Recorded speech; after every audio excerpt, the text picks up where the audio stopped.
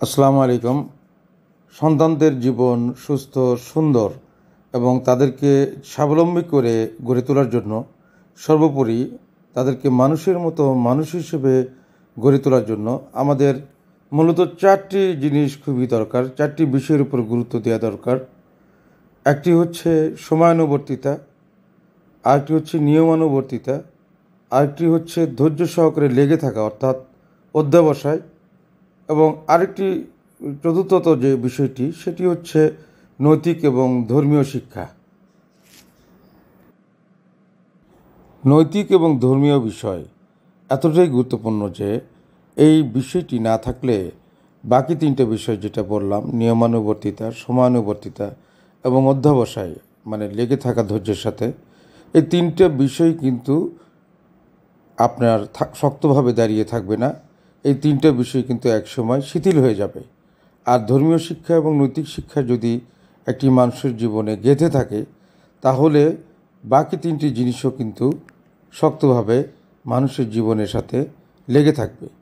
একটি ইটের উপর গেঁথে যেমন আমরা ঘর তুলি, ইটের পর ইট দিয়ে ঘর তুলি, কিন্তু সাথে যদি আমরা সিমেন্ট এবং বালু না দিই তাহলে কিন্তু এই দেয়ালটা অল্প সময়ে ধসে পড়বে, তৈরি করার সময়ই ধসে পড়বে। সুতরাং ইট গাঁথার সাথে সাথে সিমেন্ট এবং বালু খুবই দরকার। নৈতিক এবং ধর্মীয় শিক্ষা মানুষের জীবনে কিন্তু বালু এবং সিমেন্টের মতোই কাজ করে, কারণ এই দুটি জিনিস না থাকলে মানুষের অন্যান্য যে বিষয়ের কথা বললাম, যে নিয়মানুবর্তিতা, সময়ানুবর্তিতা এবং অধ্যবসায়, ধৈর্যের সাথে লেগে থাকা যাকে বলে, সেই তিনটি বিষয় কিন্তু শিথিল হয়ে পড়বে এবং এটি আস্তে আস্তে শূন্যের কোঠায় চলে আসবে। তাই এই বিষয়ের দিকে প্রথম থেকেই আমাদের গুরুত্ব দেওয়া উচিত এবং আমাদের নিয়মানুবর্তিতা, সময়ানুবর্তিতা এবং অধ্যবসায় কীভাবে সন্তানের জীবনে লেগে থাকে, কীভাবে সন্তানের জীবনের সাথে এটিকে আটকিয়ে দেওয়া যায়, তাদেরকে অভ্যস্ত করে গড়ে তোলা যায়, সেই বিষয়ে কিন্তু আমাদের গুরুত্ব দিতে হবে প্রথম থেকেই। সন্তানদেরকে সময়ানুবর্তী করে তুলতে হবে, তাদেরকে সময়ের মূল্য সম্পর্কে জানাতে হবে এবং কীভাবে সময়ের কাজ সময়ে করতে হয় সেটা তাদেরকে বলতে হবে এবং অভ্যস্ত করে গড়ে তুলতে হবে।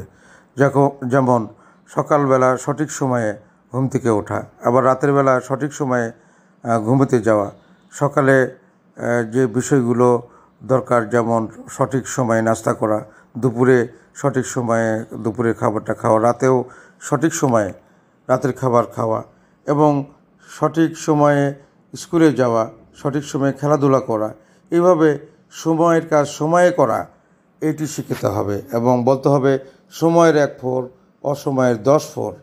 একটি কাজ যদি সময় না করা যায় তাহলে অসময়ে সেই কাজ 10 বার করলেও তার সঠিক কাজ যেভাবে করলে সমাপ্ত হয় সেভাবে করা যায় না।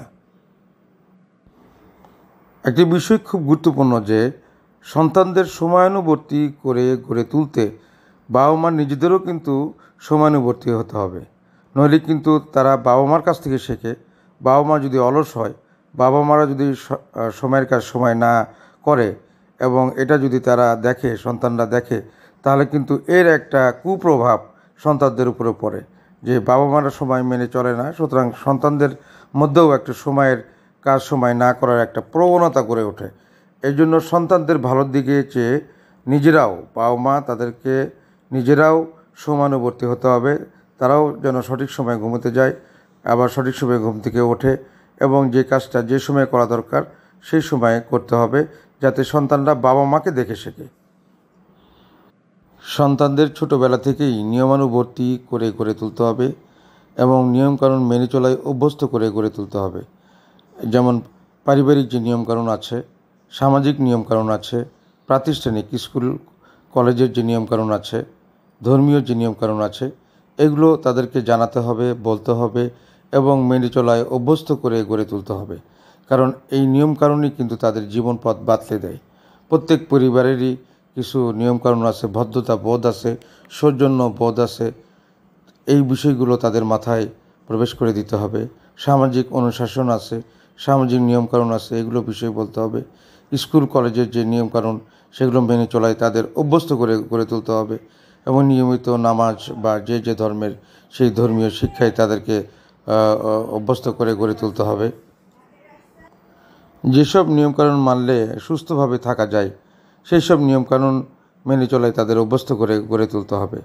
যেমন সকালে ওঠা এবং সকালে উঠে নিজ পরিষ্কার পরিচ্ছন্ন হওয়া, ধর্মীয় কাজ করা এবং সকালে নাস্তা সঠিক সময়ে করা এবং সকালে উঠে যদি নিয়মিতভাবে ব্যায়াম করার প্র্যাকটিস করানো যায় সেটিও অনেকটা শরীরের জন্য খুবই উপকার হবে।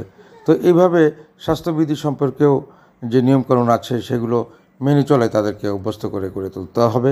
এবং সবচেয়ে বড় কথা হলো বাবা মা নিজেরা যদি নিয়মকানুন মেনে চলে তারা কিন্তু তাদের এই নিয়মকানুন মেনে চলার যে অভ্যাস সেটা কিন্তু পরিবারের যে সন্তান আছে সন্তানদের উপরও এটি অটোমেটিক্যালি তাদের উপরে প্রভাব বিস্তার করে এবং তারাও কিন্তু নিয়মানুবর্তী হতে শিখতে শুরু করে। মানুষের জীবনের সফলতার মূল চাবিকাঠি হলো অধ্যবসায়, অর্থাৎ ধৈর্যের সাথে লেগে থাকা। যদি কোনো মানুষ স্রষ্টার নামে ধৈর্যের সাথে লেগে থাকে, পরিশ্রম করে এবং নিয়মকানুন মেনে চলে এবং সময়ের গুরুত্ব দেয় তবে সে জীবনে সফল হবেই। এবং এভাবে কিন্তু সন্তানদেরও গড়ে তুলতে হবে যাতে করে তারা অধ্যবসায়ী হয়, ধৈর্যের সাথে লেগে থাকে। তাদেরকে বোঝাতে হবে একবার না পারিলে দেখো শতবার, একবার না পারলে অধৈর্য হওয়া যাবে না, ধৈর্যের সাথে লেগে থাকতে হবে এবং এভাবে জীবনের প্রতিটি ধাপে ধাপে